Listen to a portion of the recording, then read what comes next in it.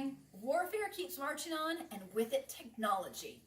As we start getting out of this gorgeous armor period, the late Italian Gothic, the late German Gothic, all the pretty stuff of war, suddenly we've got guns.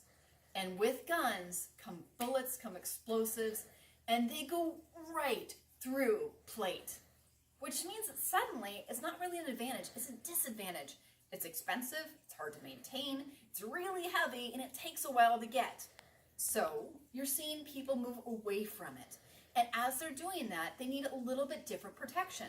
They're going for lighter and faster in wardrobe, and also with the swords, they're looking for something that's slightly different.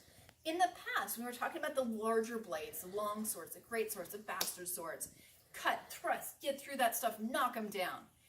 The armor's gone. Why would you happen to have a sword like that? You wouldn't.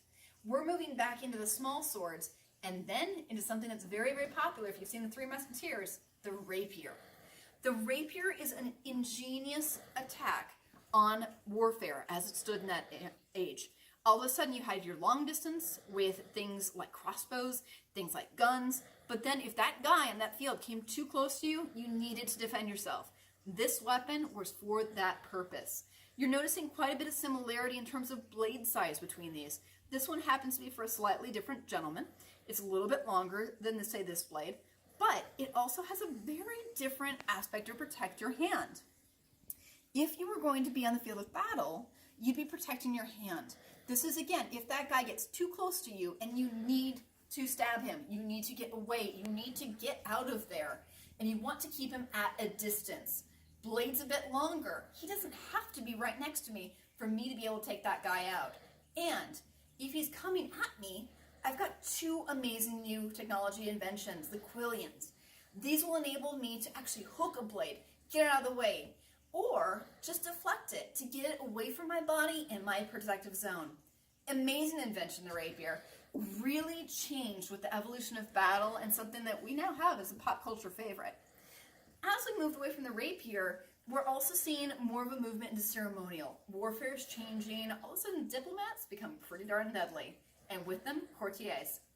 When we're using a rapier, there is actually a ceremonial version. This is a ceremonial rapier, slightly similar with the blade type, but again, not as intricate, but it shows wealth. It shows status. It shows that you are someone, you are a noble, and you are one of the elites that will defend your honor in court or maybe elsewhere. This one has a very, very minimal frame to it. All of a sudden, it's very light, again, because you're normally going to be wearing it in court. You don't need something that's going to be clunking into your side all day long listening to the king. You want something you're just going to be drawing out in case somebody insulted what your hat looked like that day. You know, that's what this kind of thing got used for. But it's a beautiful blade. It is fully functional. It's also going to be less for all-out brutality, all-out kill other guy. It's going to be more for first blood. This is a gentleman's sport. It's evolution of diplomacy and court taking over the field of battle as things evolve. Three amazing swords, interesting movement into history, and I hope you love them all.